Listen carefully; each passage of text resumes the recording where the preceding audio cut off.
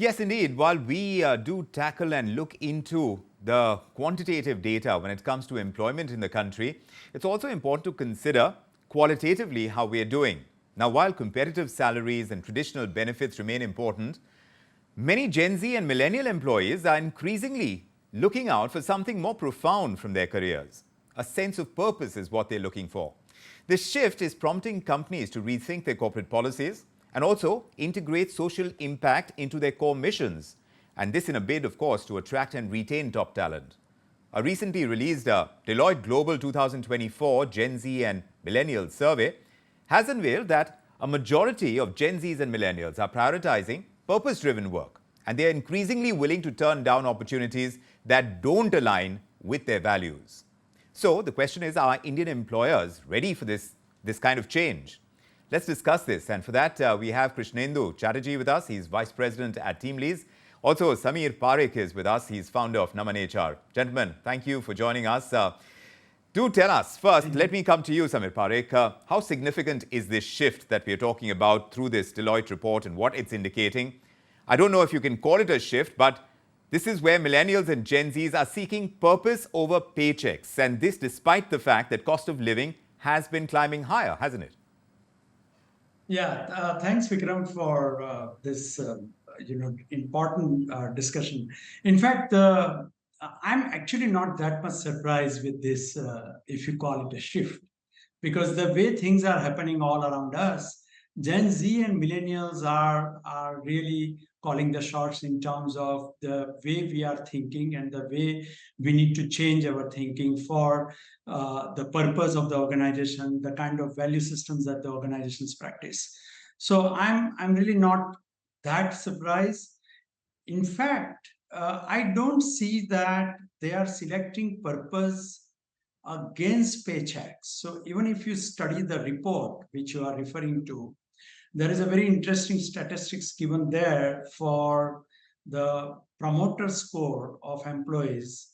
And if you see the promoters, I mean the employees who are recommending their employers as the best place to work, they are giving a lot of importance to purpose. And in Gen Z, if I remember correctly, it's about 53% as a promoter. Yes. Whereas in paycheck, there are equally about 50%. So it's Yes. not over paycheck, but they now want to have purpose also along with paycheck. Right. So you're saying it's fairly balanced. It's not more tilted towards, finding that kind of purpose. But tell us, in your opinion, Krishnendu Chatterjee, what are the new work values that these two generations that we are talking about, how they are getting defined, and how different is it from the kind of values espoused by the generation before them, by Gen X?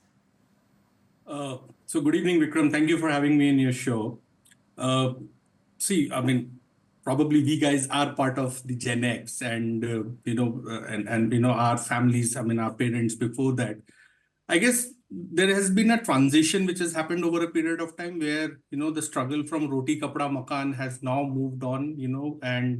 And now there are opportunities which are available for individuals, and of course, with the entire economic boom and everything, larger and greater opportunities are getting created, which allows the new generation to choose for purpose over the paycheck to a certain extent. Having said that, still there is a balance. And the large part of this whole purpose thing is derived from the fact that these individuals, they have been raised in a digital era where information and social issues are readily available through technology. And this constant exposure has nurtured, in them a profound social awareness and a drive to positively influence society. So, this awareness over a period of time, which was probably not there 20, 30, 40 years back, is something which is driving the whole purpose agenda. So if the social awareness is rising, are corporate policies also aligning with this kind of thought process where social impact is getting integrated in a company's mission statement, so to speak? Are companies doing this to retain good talent? Do you see that happening, Mr. Parikh? Yeah, very much. In fact, the whole ESG is in that frame direction. the entire ESG practice, which is now being practiced by not just the top companies on the top listed companies, but many of their channels, is all conveying that same message that yes, the corporate governance, the social practices, the way we create the whole diversity and equity and inclusion in the organization, the DEI practices, and all other aspects of the larger impact that I'm creating on the society. I think that is really becoming a matter of importance for Gen Z and millennials more. And as more millennials are now coming into leadership roles, because now many of them are getting into leadership roles and CXO roles, this is becoming even more critical for companies to pay attention. And we are already seeing that shift among Indian companies.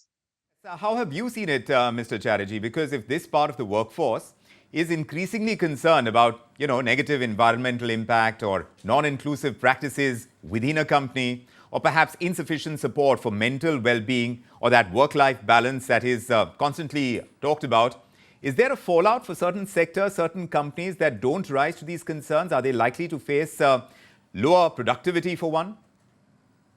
Well, I mean, if you look at so there is this author, his name is Tom Rath, who has written, many books around this subject on, how work can improve human health.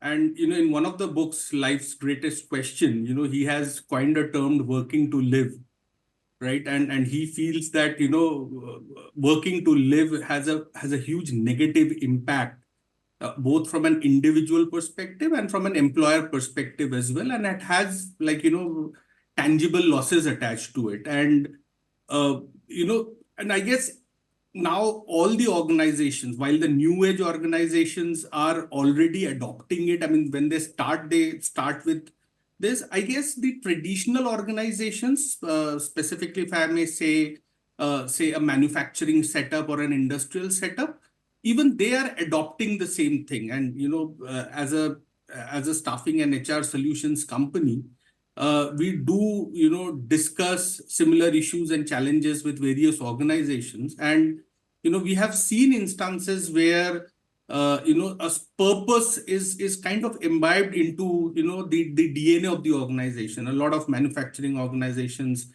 in a smaller town, cities, etc. I mean, we have seen where, environmental consciousness and, safety and, all those things are pretty much now becoming a DNA of the organization. So I think the new age organizations are anyways adopting it, and the traditional ones are on their way to adopting it or have already adopted it. Talking about adopting, of course, there's a lot of technology that is also getting adopted, and going into the future, how big a role artificial intelligence is going to play in our work lives is also something that is of consideration for this generation, both of them, Gen Zs and millennials, to be able to adapt for a company both these bits as far as social impact is concerned and ensuring that there is a certain level of automation, artificial intelligence coming in a big way. How are they going to be able to do the balancing act, Mr. Parikh? In fact, Gen Z is the biggest promoter of deploying artificial intelligence and technology. I mean, Gen Z and millennials both.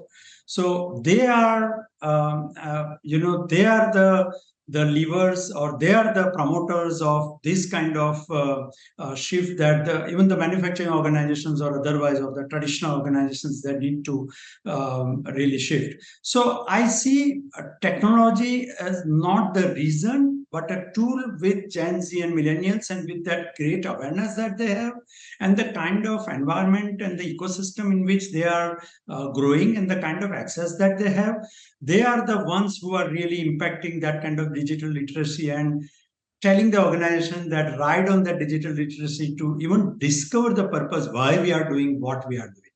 And are we really able to create that impact on the society where that impact should reach? So I think that kind of thing, coupled with one more thing, and that is this whole increasing confidence in asking questions, seeking answers, seeking clarifications, sharing their views, howsoever they may be different, challenging the values, the status quo. I think that whole shift is really adding to this belief or their connect with the purpose. Correct. And I think that's where organization culture will get impacted through that purpose. And that's where they will be able to attract and retain smarter Gen Z and millennials. That's right, from the versus company's not point of view. But if they don't get it from the company, if there is a certain amount of skittishness when the work profile doesn't suit their purpose, so to speak, Mr. Chatterjee, what do you recommend these people within the workforce, when they come from Gen Z or the millennial generation, what do you think they should be doing? See, I mean, the way the things are changing now, so earlier, if you ask someone to jump, they'll say, how high? Now they definitely question why.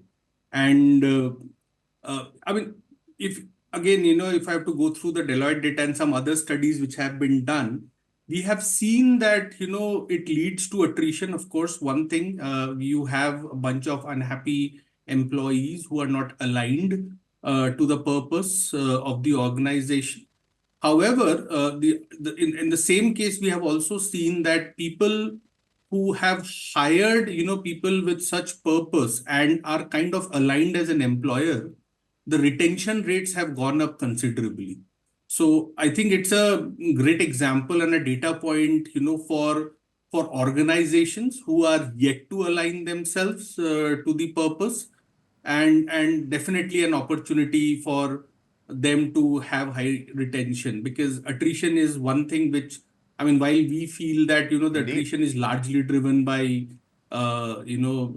paychecks Yes. or, employee relationship with managers, etc. Right. A large part of it is also the purpose and, Correct. the kind of population we deal with. Yes. For them, it is extremely important. So parameter. to work on both of these aspects is going to become an imperative for corporates in the future if they want to retain the top talent that's available in the country, and it's increasingly so, where you're finding this entire workforce looking for that much more purpose. And of course, there is that balance, of course, because we, at the end of the day, we have the price rise to contend with, and we definitely need our paychecks. The size needs to increase, and it needs to come in on time as well. It is a moving piece, and the shift, if it is actually happening, might be for the better. It's something that we're tracking very closely. Mr. Chatterjee, Mr. Parikh, thank you very much for joining us with your perspective Thanks, on this. Vikram. Pleasure having you with Thank us you. on India Thank you Tonight. for having me. Thank you, Vikram.